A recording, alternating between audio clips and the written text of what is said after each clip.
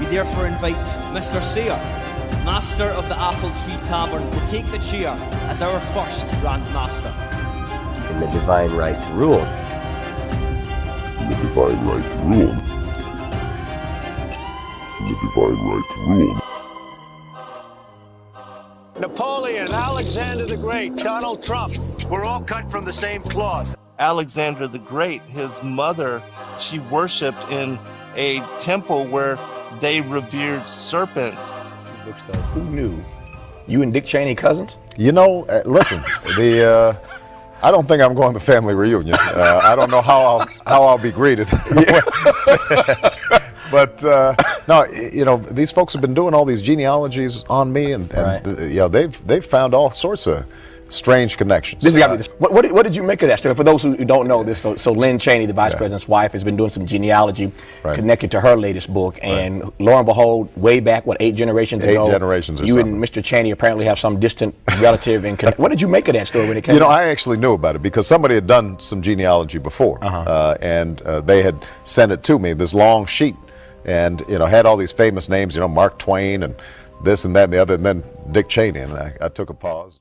George Washington, Thomas Jefferson, William Howard Taft, and President Barack Obama. One young girl traced them all back to one common ancestor. They're all cousins and all grandsons of John Lackland. It's the first family tree of its kind. Pouring through more than 500,000 names for months, 12-year-old Bridge Ann d'Avignon discovered that all the U.S. presidents, except Martin Van Buren, are related to the former King of England, John Lackland Plantagenet, signer of the Magna Carta in 1215.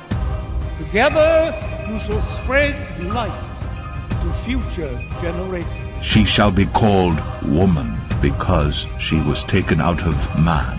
They also represent 3 very important elements. They are wisdom, strength, and beauty.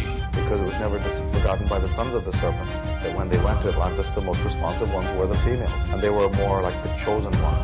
And it is from this era of the ancient world in the pre-Diluvian age that we have the cult of the priestess. Marina Abramovich. We have the rise of the great matriarchies. Helena Blavatsky. Alice Bailey. I bring it all together. I'm the beautiful one. I bring it all together beautifully. I want to thank you to all the male feminists that came today. You guys are so important. Music! The 2018 American Music Awards opened with a performance from Taylor Swift. I say I did something bad. It wants to feel so good. I say I did something bad. It wants to feel so good. So the influential pop star proceeds to sing about how witches and women are being persecuted. So light me up, light me up, light me up. Go ahead and light me up. This line where she sings light me up has a double meaning.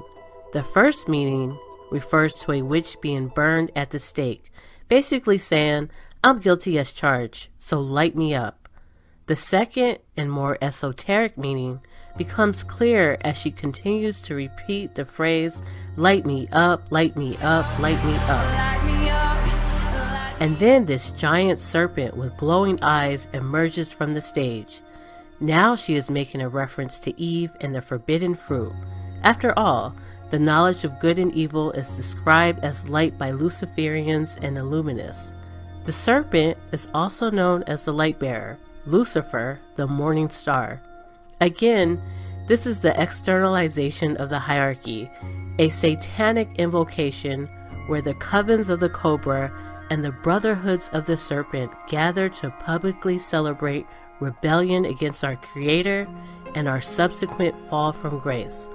As you can see, what used to be done in the shadows of the windowless stone lodge is now being done in front of the masses for all to see. Taylor also posted this pic with a pregnant friend backstage and described herself as, quote, mother of snakes. Said proceeds will go to Planned Parenthood. You mean the same Planned Parenthood that was started by Margaret Sanger, who believed this? Do you believe in sin? When I say believe, I don't mean believe in committing sin. Do you believe there is such a thing as sin? Well, I think the greatest sin in the world is bringing children into the world that have disease from their parents, that have no chance in the world to be a human being, practically. Delinquents, prisoners, all sorts of things just marked when they're born. That, to me, is the greatest sin that people can commit.